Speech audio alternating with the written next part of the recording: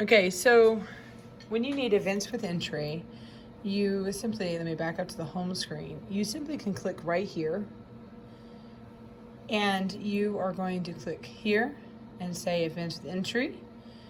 You need to change your event to whatever it is. Most of the time we use volume.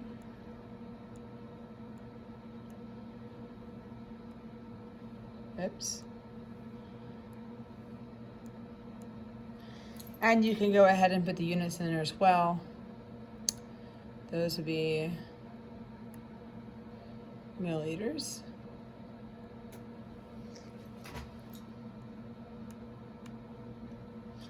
And just say done. And say okay. Okay, once we have that, we are going to make sure we're all set up. So once again, we've set up our keep function. We're going to press keep from the get-go and say 0 milliliters. And the way this one works is now I'm going to close my valve here. I'm going to unscrew this. Notice I'm holding this part down when I do this. I'm going to pull out to, let's just do either 5 or 10, and you'll see in your instructions what it says. We're going to place this back on there. And then we're going to open the valve, shove it in there, close the valve, and then over here we're going to press keep.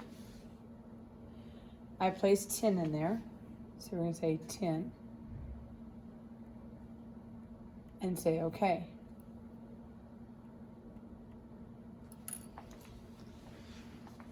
And then we'll keep repeating this. So once again, I had the valve closed. I've got 10 milliliters going in here. I'm going to open the valve, shove it in there, and close. I'm going to press keep. Now I've placed 20 in there.